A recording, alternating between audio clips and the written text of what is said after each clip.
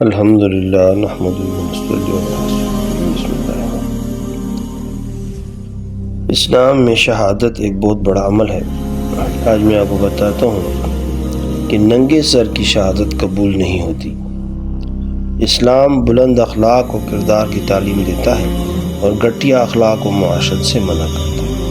ننگے سر بازاروں اور گلیوں میں نکلنا اسلام کی نظر میں ایک ایسا عیب ہے جو انسانی مروت و شرافت کے خلاف ہے۔ اس لیے حضرات فقہائے کرام فرماتے ہیں کہ اسلامی عدالت ایسے شخص کی شہادت قبول نہیں کرے گی۔ مسلمانوں میں ننگے سر پھرنے کا رواج انگریزی تہذیب و معاشرت کی نقالی سے پیدا ہوا ہے، ورنہ اسلامی معاشرت میں ننگے سر پھرنے کو عیب تصور کیا جاتا ہے۔ آج آپ ان میں دیکھ لیں، ہمارے مرد ٹوپی نہیں پہنتے، عورتیں دوپٹہ نہیں لیتی، ننگے سر پھر، حالانکہ حضور پاک صلی اللہ علیہ وسلم پوری زندگی میں کبھی ننگے سر گھر سے نہیں نکلے، ہمیشہ وہ پگڑی پہنتے تھے۔ تو آپ کو مجھے چاہیے، چلو پگڑی نہیں باندھتے، کم از کم ٹوپی تو پہنے، ٹھیک ہے؟ تو اللہ تعالیٰ آپ کو مجھے صحیح اسلام پر عمل کی توفیق عطا فرمائے۔ جزاک اللہ خیر۔